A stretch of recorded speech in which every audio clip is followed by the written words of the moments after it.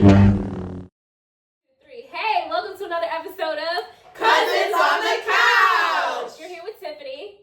I'm Kerrigan. I'm Jenna. I'm Raquel. And I'm Jeana. And today our topic is eating disorders. We're going to start off by going over anorexia nervosa, which is different than anorexia. Anorexia has to do with prolonged loss of appetite, where anorexia nervosa has to do with morbid fear of obesity. The etiology for anorexia nervosa is psychological, genetic, and physiological. There are multiple factors.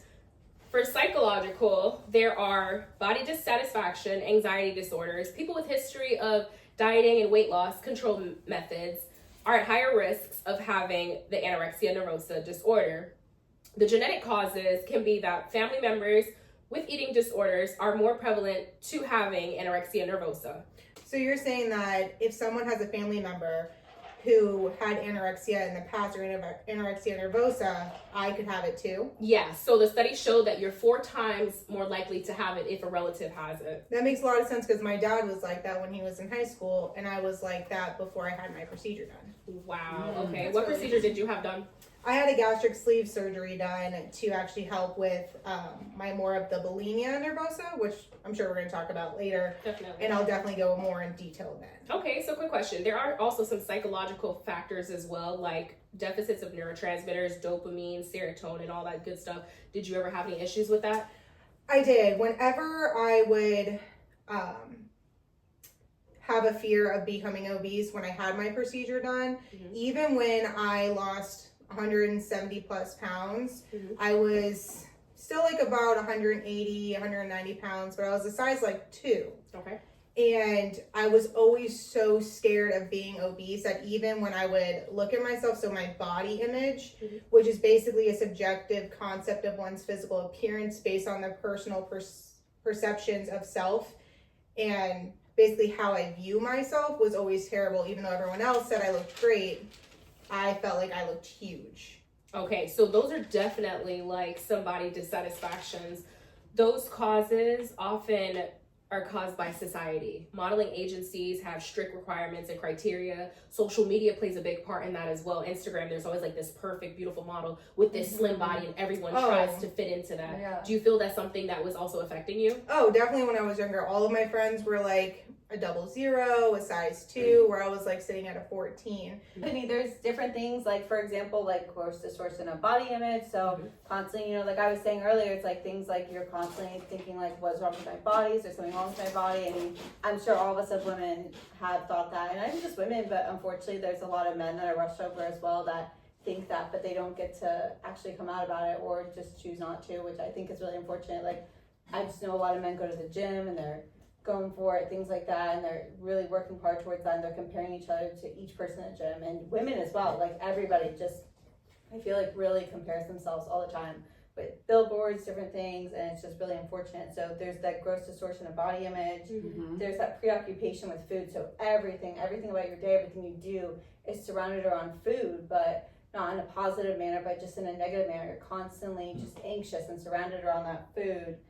There's that refusal to eat as well. They're just constantly just like, no, I'm not gonna eat, which like, what does that do physically to you? It's not even just psychologically, but physically. So we're talking about that holistic care now. Like there's things that, you know, physically this trickles into it. It's not just about mental health now. It's now, you know, getting into your physical health, which like, that's crazy to think about. It's how these mental health disorders really like trickle into our physical health as well. And you know, that's important to look out for. And as well, obviously they're losing this extreme amount of body weight. They're getting low body weight because they're not eating, they're refusing to eat, they're preoccupied with each little food they're eating, they're making sure they're eating a low caloric food. Yeah, and they're even saying that less than 200 calories per day is what people with anorexia nervosa are doing. It's just the bare minimum just to keep their body functioning. Yeah, I mean, and even circling back to like with symptoms, like remember how I saw that statistic that was talking about how like the second leading cause of psychiatric like morbidity or mortality is actually eating disorders. Because they just literally like don't eat, and they don't eat themselves to death, literally. Like which is really sad that is the number 2 leading cause next to opioid disorders, which it's so close to that because so many people with eating disorders drink and indulge in those things because they're trying to find some satisfaction because they can't find satisfaction within themselves, and so they're trying to find these satisfaction in other things. So just is one of the number two mortality causes, which is crazy. Like, I feel like that's something we should be all really aware of as nurses. And then as well, you know, once they get that extreme weight gain, you're going to see those common symptoms of like, you know, hypothermia, bradycardia, hypotension, orthostatic changes, peripheral edema, lanugo, that like fine hair that we talked about in maternity that you're going to see on them. And even in women, like they're going to just not have a period anymore because they're just not eating, they're not nourishing their body. And that's just, to me, if someone's not having their period, like that's just crazy that they're not menstruating, that, you know, they're not nourishing their body enough that they're literally getting to the point where they can't have the hormonal balances to balance their body. And considering they're not getting those, wouldn't that cause like other symptoms like being like super cold, dizzy, chest pains, like it can cause like multiple other things. Yeah, like the hypothermia I talked about, that bradycardia, that, you know, the slow breathing, the cold like feeling all the time, like just different things that, you know, it turns into first like just the body image, and then it turns into things that, you know, are vital for our health, things that we wouldn't even think of. We just think of anorexia. I think sometimes, unfortunately, social media is just like wanting to just not eat and being skinny, but it's so much more than that. It's something that can, like, you know, be the make or break for suicide rates in the psychiatric industry, which is insane. That's very sad. So what kind of diagnostics do we have for the anorexia? So, if your doctor suspects that you may have anorexia nervosa, they will likely perform a physical exam. This involves measuring height and weight, checking vital signs like heart rate and blood pressure, as well as examining skin, nails, heart, lungs, and abdomen. So Rocky, just a quick second. What do you think is the best way to go about that when someone is struggling with their weight and things like that? How do you go about weighing people, taking their height, their weight, their measurements, without triggering them more, and like, you know, also them hiding those things from you that they're not eating? Like how do you think that would be good for doctors to do that, especially based off your history, Jeana's history? Jeana, even you can chime in too. Like, what do you think are some things that would be best, like when someone has anorexia, and this can even, you know, trickle into other things as well, but like when we're doing these diagnostic tests, these health assessments, like what are some things that, like, you know, I feel like that would be triggering. That's my thought. Is like that would be really triggering to be like, hey, I think you have this, so let's do a health assessment. Like I wouldn't want to be assessed. I would just not go in. Okay, so alright, so let me answer. Alright, so everything is like psychologically based. You have to know how to ask your patient. Not, hey, can you jump on the scale so that I can see how much you weigh? Because then they're gonna feel attacked. They're trying to get within certain weight brackets. Like I need to be like brackets. Right. So I will say this: for weight loss surgery, you want to be weighed. Some people, but that's I gonna know be some more people in the even put bulimia. weights on. That's more ours bulimia. are That's more why I didn't want to like answer on that. the bulimia side. So because when we get into more of the bulimia side, It's more of like diuretics and you're forcing yourself. Where like the anorexia part, our anorexia came in. It's just not after. eating. You just don't want to eat. Ours came after. Is there other diagnostics you have on there? That's just also where I was thinking. Yeah, no, it is. There's also lab tests. Okay. Oh, I see what you're saying. But if That was comfortable a to really do good it. question. It was a great And one. I looked up questions that you can ask people, Right. like from a nurse, Therapy. like nurse questions for the Like nurse a to ask a therapeutic. patient with anorexia nervosa. Mm-hmm. Like, how would you describe your current eating habits? Have you noticed any changes in your appetite or food intake lately? Mm-hmm. Can you describe your relationship with food? Do you have any specific food preferences or That's really aversions? Like, are there any foods that you avoid or restrict, and if so, why? That kind Right. of stuff. Like, I have But also, goals. I get what you're saying. Yeah, No, I you're was thinking fine. about You're that. fine. So also, but if I couldn't answer that, I should have just went into, well, you don't have to necessarily do, weigh somebody. You can do lab tests. Right. because Those are the they're- only ways. Yeah. There's multiple That's what ways. she was trying to get about me to the fact say. that there's like you're going to be deficient in right. everything. Every Like for vitamin us, stuff. just for an example, is like for us, like we Vitamin have to B12, take iron. stupid amount of vitamins Yeah. just to be able to function on Right. a daily basis. So Right. like when I was more on the AN side after my surgery, Right. I was passing out all the time. Yeah. I was super lightheaded. I was super dizzy. I Right. would literally pass out in surgery No energy, multiple yeah. times. Yeah. Like, it was terrible. So when I went in to get checked, that's what I got basically diagnosed Yeah. as. But it's not fully diagnosed that way because it's after surgery. Yeah. So it's a little different. Right.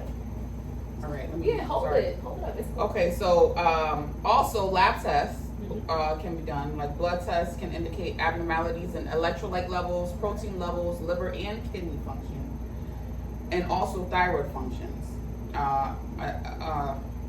Your analysis may also be done. I guess to check Different levels in the urine. Protein the in the gravity urine. and the electrolytes. right dehydration. Oh, definitely dehydration. Yeah, for Definitely sure. dehydration. Psychological evaluation. A mental health professional will inquire about the person's thoughts, emotions, and eating behaviors. They also may use self-assessment questionnaires to gather more information. Other studies, like X-rays, can assess bone density, detect fractures or bone issues, evaluate lung or heart problems. Electrocardiograms may identify irregularities in heart function. Tests can also determine the body's energy needs to help plan appropriate nutrition. So, like if you're dehydrated, you're gonna be tacky Yeah. for sure, because it's trying to compensate for Yeah. something, Absolutely. It is very interesting that all those labs are done because for me, after I had my procedure done, I was considered anorexic and after I had my procedure, because I was passing out all the time in the middle of procedures, because I would be standing for long periods of time, and when I was rushed to the ER, they did a full heart assessment on me, a full cardiovascular assessment on me. I had X-rays done. I had a ton of blood work done, and it showed because after I had my procedure, I have to get a lot of vitamins into my system because I do throw up all the time. I wouldn't want to eat. That was part of my surgery. Before surgery, they always told me that you lived to eat. That was my thing, as I always cared about what my next meal was coming from. Where after my surgery, it was I had to eat to live, but I didn't want to eat because I wanted to lose weight. I wanted to be skinny. I was scared to be obese. I was scared to be larger than everybody else. And so it caused me to not eat. I wouldn't take my vitamins because anything that went in my body to me was a calorie. So And I why didn't did they want it. diagnose you with AN instead of just like anorexia? Like what's the... Because when I had gone in, because all of my labs showed that I had basically nothing, I was extremely dehydrated. They said my bone density was already weak. Oh, wow. And I was extremely dehydrated. I didn't have any B12. I didn't have any like my calcium D and C were both extremely low. Yeah. And that's why I was passing out all the time. Like my bones were even to the point where my legs hurt all the time. And I thought it was muscular. That's crazy in itself because I think as nurses we're always quick to be like, what's the physical thing going on here? What's the physical thing? But it's like really like I was just talking about. It's like this can really lead to suicide, which is like a big thing. It's like we want to really like take this home and like harp on it as much as we can because to me that's crazy that lab values can be indicative of like, hey, like this person is not eating enough or this person is not drinking enough. Their like body weight is just like depleting and going down every day, and that is like crazy to me because I think we're quick to be like, what is this? Is this acidosis? Is this blah, blah, blah, blah. What's going on? Are they dehydrated? Like all these different things. But like I think it's crazy that like, why don't we take a step back and think holistically and be like, hold on, is this person like not eating enough? Is this person struggling with their body image? And like, going in there and just taking a second with our patients, like I just think that's crazy to think They about. actually had me do a lot of treatment afterwards. I don't know, did you have any information on treatments? I do have a bunch of information on treatments. So a lot of the treatments for anorexia and bulimia are the same. However, for anorexia, behavior modification, like meal planning and regular eating, behavioral contracts where you like make a written agreement with yourself outlining specific behavior goals, and if you do or don't adhere to your goals, there's consequences. There's the exposure and response prevention. which is like gradual exposure to feared foods or situations associated with disordered eating. There's also family treatment. Our book specifically talks about the Maudsley approach. What's that? So there's 3 different phases of the Maudsley approach. Externalization of the illness, where parents are educated and empowered to externalize the eating disorder from their child, which fosters a collaborative stance against the illness. So you're working together against something instead of that my child has the issue. There's the restoration of weight phase, which is phase 2. So the parents are taking control of the child's eating and weight restoration process while providing guidance and encouragement. And then there's returning control to the adolescent. So gradually, this is phase 3. So gradually you're transferring control of overeating or just eating in general back to the individual, promoting autonomy and independence once the weight restoration is achieved. So it's like a slow, gradual, okay, now I'm gonna let you take control. And then, I don't know if you saw any of that, is there any like relapse in that? Because I'm sure there is, like a lot of relapse, and like, how do you prevent that? Do you go through and like, I've seen people like block out like calories on like different things and like mark it out, or like, I don't know, Yes, it's like, I feel like a lot of people struggle with that, I'm I sure. have relapse prevention. There's also, so like we're identifying triggers and warning signs and developing coping skills, and a lot of that you're going to work with a therapist or a psychologist. So I mean, there's a lot more here. We also have psychopharmacology, individual therapy. So with this disorder, there's like multidisciplinary teams that the person is going to be working with. They're obviously going to be working with a nutritionist, a psychiatrist, because most of this is like a mental health crisis. Yes.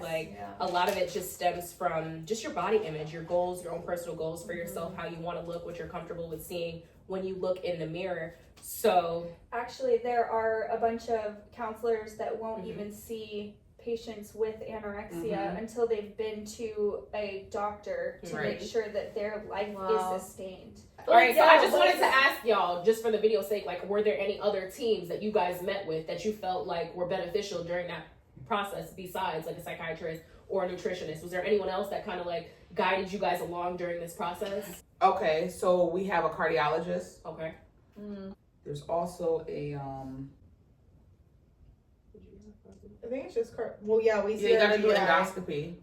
Yeah. So, hold on too, did you guys not, like just all as moms as well, have to go through any of that postpartum? Because I feel like every mom I talked to postpartum, just not even, like all of you. Like, So postpartum for me, postpartum. I binge. Yes, I did. Oh, that's. But see, that's going into the next one. Jeana, what was bulimia and nervosa again? I don't understand that one. As opposed to anorexia, because you've talked about that a lot. So actually, when it comes to the bulimia nervosa, it's uncontrolled, compulsive, rapid ingestion of large quantities of food in a very short period of time, and it's called binging. Okay. And then it's followed by an inappropriate behavior to rid the body of the excess calories. So it's making yourself basically throw everything up. And this can come in a couple different forms. It's actually called purging. So it's the misuse of, it's actually called purging, which is the self-induced vomiting, or it's a misuse of laxatives, diuretics, enemas, or other inappropriate behaviors such as fasting, excessive exercise, anything that just basically just gets rid of any calorie that they want. If they like eat something, they're gonna go work out for 2 hours because they ate a chicken wing, Right. kind of thing. Definitely. The etiology is basically still the same as it was for anorexia nervosa. There are psychological, physiological, and genetic causes for the disorder. The deficits in the neurotransmitters. So basically the dopamine gives you like a reward after eating. Basically you'll crave something that you really, really want. Like, oh, I really, really want cheesecake. And then after you have this cheesecake, you'll normally have like feelings of guilt. And you're like, I can't believe I just had 3 slices of cheesecake. I really got to get this out of me. So like they just want to purge. They just want to get it out. Like they just feel it like that. It's a mental thing. There's again, social factors Like, I feel like social media is the death of us. Seriously. No, It's it is. literally our worst enemy because there's so many comparisons. I'm comparing myself to you, I'm comparing myself to someone famous, and it's like we're in completely different areas and aspects in our life. Have you guys ever dealt with anything like that? So I have, when I had a gastric sleeve back in 2011, prior to my gastric sleeve, I would get a bunch of laxatives and So I just hit you with the like psychological factors of like I wanted to eat something so bad, and then after you had it, you just threw it up or got rid of it. Okay, I got something. okay, go ahead. So, Rocky, like, obviously, like, you know, we think bulimia, like, just vomiting, but, like, what are some other signs? Like, I think of, like, you know, we learned about in the book, like, Russell signs. Like, that's, like, that, like, callousing on the knuckles. But, like, what kind of signs did you get? Like, did you just get the vomiting, or what else did you get? Did you get the bulimia with having to get the gastric sleeve, or what else did you have? So, no, prior to my surgery, I would take a whole bunch of laxatives to kind of purge my system after I binge ate, you know, like a So that's a large different type of purging then, right? Right. Okay, So yeah. basically, when before I had the gastric sleeve or whatever, right? Yeah. Well, what's happening was I was taking laxatives so I can, relieve or Get rid have of all bowel the calories, movements. yeah. Yeah, get rid of all the calories. Like, so I would get like a large pizza or McDonald's or whatever and go crazy on it, and then I feel guilty about it and start feeling insecure about myself and saying, I shouldn't have did that or whatever the case is, and then I will go and get some laxatives and overdo the laxatives. Wow. So really? like literally That's overdo it. crazy. Even sometimes it would make me nauseous to where I would vomit. But Yeah. that wasn't the intention. The intention was for me to actually just poop So it you out. were the more of the opposite of what I did. So I did more of like the purging of making myself throw up. So I would like, Right. I would eat something, I wanted it at the time. The moment I ate it, I felt crummy, I felt bad about myself, I was angry at myself. So I would make myself throw up, there was a lot of things that came with it. I actually ended up, it's something called like Russell's sign. So it's when you constantly put your fingers down your throat, your teeth actually hit like your knuckles, it causes like a callus on there. Wow. And that's what Russell's sign is. But it also, I ended up having to like go to a doctor. I actually had a friend who never had a procedure or anything. She was very deeply like into bulimia, nervosa. Yes, I got approval that I could talk about this.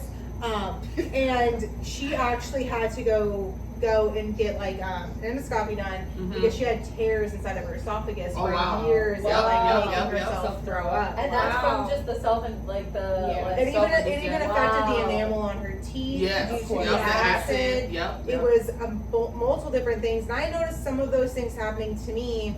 That even like my acid reflux that I have. Yeah. They said it's caused from constantly making myself throw up, which yes, after surgery, it kind of just happened. You ate too much, you threw up, it was kind of a norm. Yeah. But it got to a point where once I was healed, I would still make myself. Wow. I have a And that's question. what made that. Wow. So Yeah. I'm gonna ask you too, since you guys had situations with this. So back to the whole psych portion of it.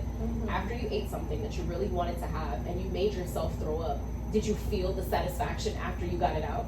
No. Oh no, you felt worse. You felt worse. Really? Wow. But even with That's this, so they sad. feel bad. They still feel bad when they do it. Yeah. Because they know it's not right. They know it's not Yeah. what you're supposed to Yeah. do. But it's just the process to get it out. Yeah, because they feel like that's gonna Because you give get them the guilty. results that they want. Right. You know. And it's one of those things where like before our Wow. procedure, we had to go see psychologists and things like that beforehand to even be approved. Like, were we ever suicidal? Suicidal was a big thing. Did we feel like we couldn't hang out with people or we couldn't go and do things because we felt like we were bigger than everybody else? Like, we thought we were fat. And it was one of those things, like even going out to dinner, I couldn't even tell you the amount of times I went out to dinner with my friends and try to act like it was fine. And I'm like, I'm gonna eat a burger. And then I'd go to the bathroom and throw my $25 burger up in the toilet just to make myself feel better. And then I came out and I felt like crap. Right. So I have another question. Sorry to jump in. No, I also got a question too, but you can ask first. All right. So Go it's ahead. kind of gonna lead us into the treatment. So you can ask your question first, and Yeah. then I'll go into that. So actually, like, I was gonna ask, like, so when you guys are dealing with that, what do you think like is the best way to handle that when it's like, okay, you should start like losing the weight to just make yourself healthy physically, but then how do you encourage that in a patient when, which also Kerrigan can probably touch on that more later, but just within you guys, like what do you think personally would have been best for you guys when like you're struggling with that? It's like, how do we encourage patients like, hey, it's better to eat better, but also not discouraging them about their body and not giving them body dysmorphia, body image, which just leads into a whole array of things. Group therapy. Group therapy should have been the one thing that I definitely Wow. should have done was group therapy. Did you find any information about That group just shows therapy? the power of community. Where is Have it? community. That's what I'm saying. Did you ever go to the group therapies? So I did, but what I wanted to say was sometimes I believe that people, they don't know that they have a disorder until they're restricted from it. You know what I mean? Like It's for almost like an instance, addiction, surgery. you think. Yeah, so with Wow. the surgery, we Okay. had, I don't know how many days B had, but I had 12 Yeah. days to not eat. I had 3 weeks. Yeah, so I had straight 12 liquid. days. Yeah, straight up Wow. liquid. And I did not know that I actually had an issue with food until I was restricted from it. And what was that? Like you were restricted and what were you feeling? Like what was I was dreaming about burgers and pizza, and, Wow. and then 2 days before my surgery, I had a big, like I went crazy. Wow. Yeah, Well, don't okay, do though. that before a surgery. And like, Like, eat a Yeah. pizza 2 days before surgery. Yeah. We And don't like back to recommend that that. ideology, it's like I feel like that's all just like social media and like it gets Yeah, in for our sure. heads, and then as soon as we get restricted we're like, oh my god, I want that, I want that. We don't realize it's like this like addiction, and like food has such a power over us, really. I It mean, really think does. of like Seriously. not even just social media over food. Like, oh my gosh, think Yeah. of like a Red Robin like commercial where it's like this big juicy burger. You're like Just talking "I to need that," you, right? yeah. Like, I can, my mouth would water right now. But Yeah. seriously, like I think food, even in social media, has such big power over us because it's like, eat this, have this is so yummy, have Right. this cosmic brownie, like whatever kind of crap it is in our body, Yeah. and then we're craving it and we're eating it and then we're indulging, we're purging, we're doing all these things Mm-hmm. when really, how do we just, encourage to eat good in the first place to Right. ourselves and to others? Like, it's just crazy to think about. Yeah, and our bodies like crave it. That Yeah. neurobiological mechanism. Thank you. Okay, so Sorry. So the one thing I noticed though is when we're talking about the binge eating, Mhm. I just noticed this is that the difference between binge eating and then bulimia is the absence of purging. Right. So we have to make sure I that thought So that's what I bulimia was the confused about purging. when I said to you earlier. That's why I was like, wait a I minute. when had said to the think whole- about it because there was a spot here that said it. Because you could binge eat, So but it then says there's bulimia. bulimia, Okay, which I thought is it the said, purge. okay, an episode of gun So control. yeah, So binge you eating eat is a the lot. absence of purging. You They eat just a lot. eat. Okay, binge eating. Right. You eat a lot. But bulimia is Bulimia binge is you eating and eat then a purging lot, after. Right. And then some sort of, it says inappropriate compensatory behaviors. All right, so there's psychological, physiological factors, and all of these things. And sometimes our patients just cannot overcome their emotions. They cannot overcome their biological makeup, their genetics, certain things you just Right. cannot change. So how are we going to treat these patients? What are we going to do? Simple conversation is just not good enough sometimes. Mhm. Yeah, So what you're can right. we do? You're right. Okay. Okay, so we've got different types of therapy. We've got cognitive behavioral therapy, which is where you're basically challenging bad thoughts, behaviors related to body image, food, and weight, Okay. while developing coping strategies for Mhm. managing. Interesting. Okay. So, and then you've got dialectical behavior therapy. I hope I said that right. Mhm. Where you're focusing on emotion regulation, distress tolerance, and interpersonal effectiveness skills. So you're addressing underlying emotional vulnerabilities. Right. So like, why is it that we're feeling this way? Yeah. So we've got supportive interventions like nutritional counseling and mindful-based interventions, which incorporate mindfulness techniques. We have peer support groups, which you said helped you guys a lot, right? Yep. Mm-hmm. For Yeah. sure. They were very helpful. We also have medical monitoring, so you get regular checkups. How many times did you guys get checkups after your struggle? So it was on. So at first, well, not the. So the binge eating part, you would pretty much go like on a monthly basis, but Okay. so Monthly. Okay. Say monthly. Okay. Thank you so much, Kerrigan. That was very informative. I really felt like that gave me solid ground of certain treatments that our patients need to be aware of, because aside from just speaking with a psychologist or a nutritionist, there's real treatment out there that people can seek to get help. Thank you so much for that. I appreciate your time. But we haven't really touched much on the diagnostics, and that's what I'm really interested in hearing about. So the DSM-5 diagnostic criteria for bulimia nervosa outlines specific characteristics that help doctors identify that this eating disorder.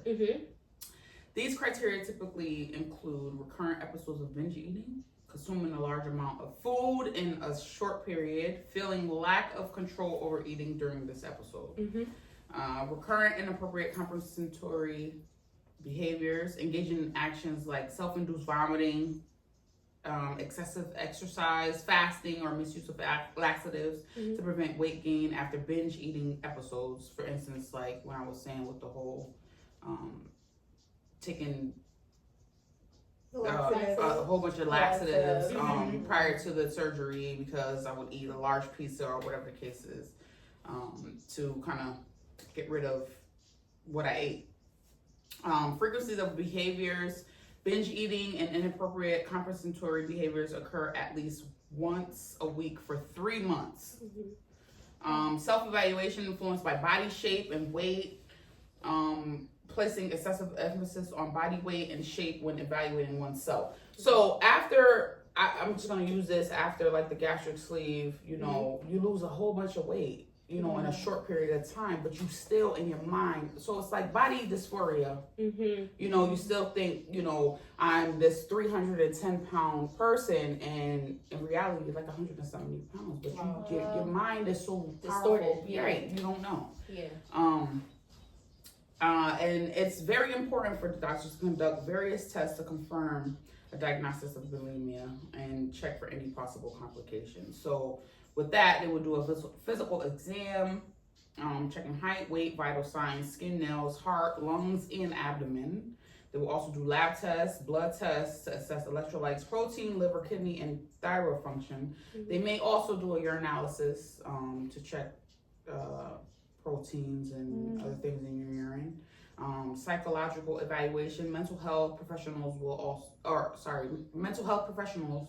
will ask about thoughts, feelings, and eating habits, often using self-assessment questionnaires. So, you know, because this can affect your mental health, and it can also lead to suicidal ideations or you know, things like that.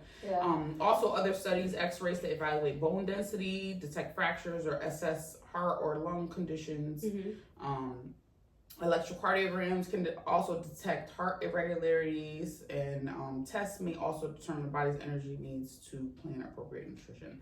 So by combining information from these tests, healthcare providers can create a tailored treatment plan for individuals with anorexia nervosa or bulimia nervosa. And early detection and proper intervention are crucial for managing and overcoming these eating disorders and its associated risks. Okay, that's very informative. Yeah, actually, I looked up a lot of statistics, you guys, and did you know 10% of the U.S. population will have an eating disorder in some point of their lifetime? Wow. I think that's crazy. That means that, like, 1 in 10 of us, like, is going to get an eating disorder. And I mean, that even accounts for you guys. That accounts for who knows how many else, like, that we know around us every day. Like, I think that's crazy that everybody could get an eating disorder, and how I talked about the risks of it, you know. Talked about every 52 minutes, one person dies as a direct consequence of an eating disorder. Isn't that crazy? Like, to think about the fact that these eating disorders have direct consequences, and that's death, and that's something we shouldn't take, you know, as something that's lightly. Something lightly. We shouldn't take that lightly at all. We should take that seriously, and we should be on the forefront as future nurses and be trying to, you know, prevent those things, be encouraging people in a healthy way about their diet. That diet is a beautiful thing, that, you know, the way their diet is, not even diet as a, hey, it's a culture, but diet as a, what you're eating, and that it's healthy and it's amazing, and what we nourish our bodies with. It's a garden that we should be flourishing our body with, you know. So on top of that, eating disorders have the second highest mortality rate out of any psychiatric illness behind opioid addiction, which is crazy because most psychiatric illnesses of eating disorders specifically lead to opioid addiction, because they lead to this addiction to want to have more things, to have that satisfaction in their life, which is really sad. A cohort study found that females who dieted moderately were 5 times more likely to develop an eating disorder than those who practice extreme restriction, were 18 more times more likely to develop an eating disorder than those who did not diet. So, and also as well, I think I saw that only 6% of people that have an eating disorder are actually clinically underweight. Most people think of this like eating disorder as like, oh, these super skinny, like how we would stereotypically imagine anorexic people, which is really sad because as nurses, we should, future nurses, we should understand on the line that we're looking at people that are at risk for these things, at risk for these psychiatric disorders that could lead to death, which is a big deal, I really feel like, because only 6%, that's not a lot. And that means most of those people with those disorders are not clinically underweight. And we're thinking stereotypically, because I used to think that, unfortunately, and now I don't. Now I'm like, oh my gosh, like it's so much more than that. Most of these people that have these eating disorders have a lot more underlying problems and things like that. That's so true. Yep. And I don't know if there was any like other like therapeutic options for that, or what it led to, or what we do about that. Like, Well, so as nurses, we can